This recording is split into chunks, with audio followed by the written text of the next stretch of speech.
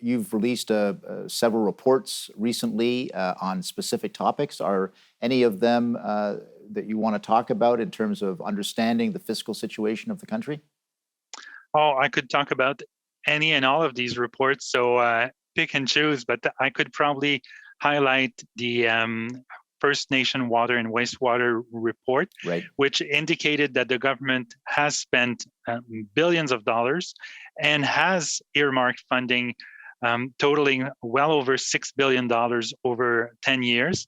But despite that increase in spending, significant spending, in fact, there are still a significant proportion of First Nation water and wastewater systems that are at either high or medium risk of failing to provide clean drinking water to the communities they serve. And we have looked at the systems that serve 550 communities.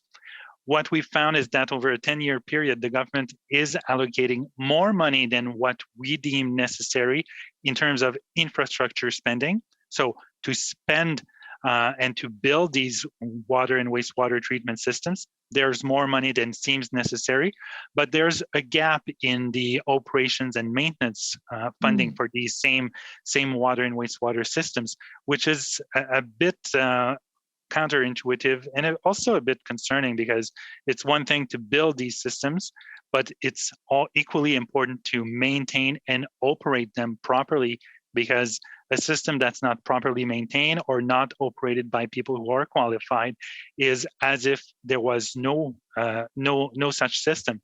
That's essentially something that needs to be very well maintained and operated 24/7. If the First Nation inhabitants can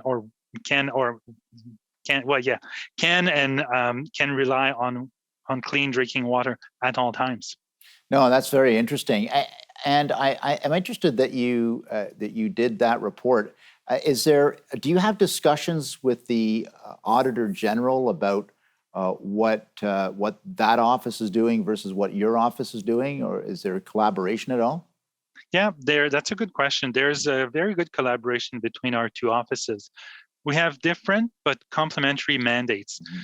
To summarize, the mandate of the AG, the Auditor General, is to look at how money was spent, how much was spent, and what went wrong or what went well. In my office, we're concerned about what things will cost, how things are likely to evolve. So we often need to look at what happened in the past to be able to confidently or to be able to project what will something cost and how will things evolve. So we often have to rely on information that was that's historical, so retrospective information.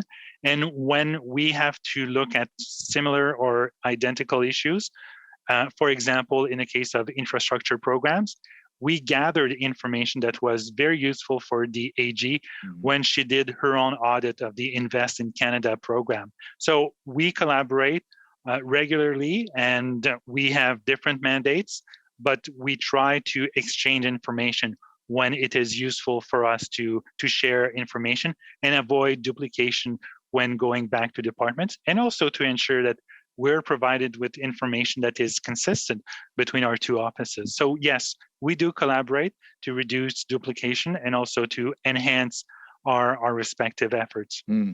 We've got a minute just before the next break. Just wondering again on the COVID, you referenced the COVID crisis, and now we've got this Omicron situation. I'm not sure it's a crisis yet. How difficult is it to forecast in your office, given these variants and these things that just come out of nowhere all of a sudden? Well, it's very difficult at first. So when the pandemic first hit the country, it was really a head scratcher to figure out ways to make projections, determine what would be the impact on the economy, on the government's finances, because it was unknown, at least for us. Maybe some wizards out there knew exactly what we were getting into, but we had no idea. So first wave hit, very difficult. Second wave hit, then we had a little bit more experience, not that much, but third wave and so on, we also realized that as the successive waves did hit Canada, the resilience of the economy and of the country more generally was building up, and each wave successively had lower and lower impact, certainly on an economic perspective.